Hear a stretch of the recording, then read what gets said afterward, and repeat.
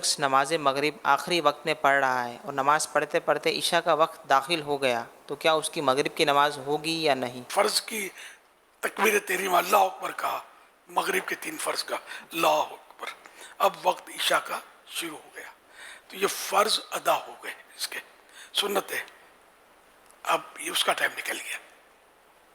ہر نماز میں ایسا نہیں ہے، فجر کے فرض، جمعہ اور عید کی نماز، اس کا وقت کے اندر سلام پھرنا ضروری، اور باقی نمازیں جو ہیں جیسے عشاء وغیرہ اللہ اکبر وقت کے اندر کہہ لیا، اب وقت چلا گیا تب بھی نماز ہو جائے گی۔ اسپیشلی گھروں کی شکایت بعض اوقات ملتی ہیں کہ گھروں میں جو بچیاں ہوتی ہیں تو مائیں بھی چلاتی ہیں، یا پھر وہ ماؤں کی بھی عادت ہوتی ہے، مارکیٹوں میں بھی لوگوں کی عادت ہو جاتی ہے کہ وہ ظہر بھی آخری وقت میں جا کر پڑھیں گے، جماعت بھی چھوڑیں گے اور نہ پڑھیں گے بھی پھر آخری وقت میں، پھر کبھی چلا کرنا پڑتا ہے، یار نماز کا ٹائم نکل جائے گا، جا کر پڑھ تو لو۔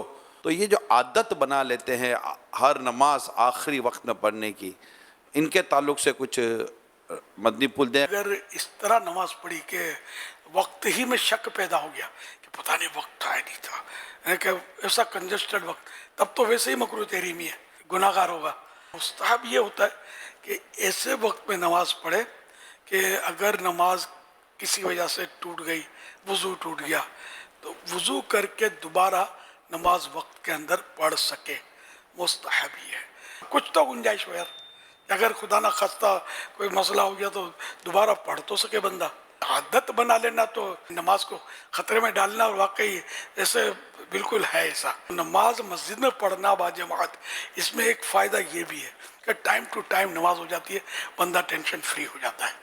اور ویسے جو جماعت جس پر واجب ہے مسجد کی، وہ اگر جماعت جان بوجھ کے چھوڑتا ہے تب تو ویسے ہی گناہ گار ہو گیا۔ تو اسلامی بہنوں پر اگرچہ جماعت نہیں ہے لیکن ان کو بھی اوقات کا تو خیال رکھنا پڑے گا۔ یہ ان کی بے بسیاں ان مانو کر بہت ہوتی ہوں گی، ان کو مسائل بھی اتنا پتہ نہیں ہوتا ہوگا، اور یہ نکلتی بھی ایسے موقع پر ہے، شادیوں میں جائیں گی، باراتوں میں جائیں گی، شاپنگ سینٹروں میں جائیں گی، نمازی بھی ہوں گی تو جائیں گے، یہاں نماز نہیں پڑھیں گی۔ تو ان کو تو نکلنے کے اوقات کا بالکل جدول اس سے کرنا ہی پڑے گا عیسائی بہنوں کا، کہ وہ صرف ایسے وقت پر نکلیں کہ جس میں نماز آگے پیچھے آتی نہ ہو، نماز پڑھ کے نکلے۔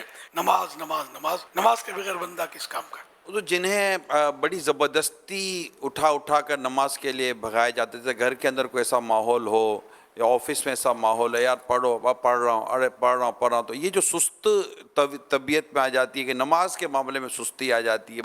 خود ایسا ذہن بنا لے کہ بندہ اٹھ جائے، کھانے کے ٹائم پہ اٹھ جاتا ہے، یار کہیں نوکری پہ جانا ہے تو اٹھ جاتا ہے، روز ڈیوٹی 4-5 بجے صبح بھی ہو نا، بالکل ٹائم ٹو ٹائم اٹھے گا، الارم رکھے گا، ہزار جتن کرے گا کہ میری نوکری میری وہ کٹ جائے گی، کٹوتی ہو جائے گی، نوکری خطرے میں پڑ جائے گی۔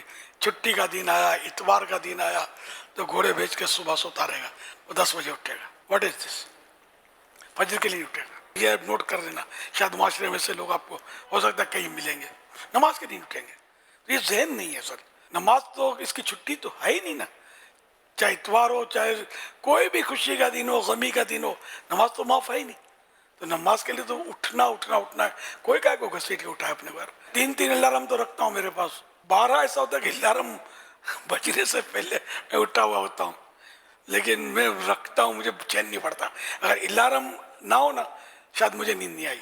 میں سن 80 میں جب فرسٹ ٹائم مدینہ پاک کی حاضری سے مشرف ہوا، دوست کے کچھ رکا تھا میں، تو وہ بول رہے تھے ہاں پاک فکر نہیں ہو، فجر کی فکر نے الیاس اچھی ہوئی ہے نا، اتار ریڈی نو پاک۔ تو اب الیاس اپنے گھر پہ آ گیا نا، اب نو پرابلم، فکر نہیں ہے اپنے کو، یہ اپنے کو فجر کے لیے اٹھا دیا کرے گا۔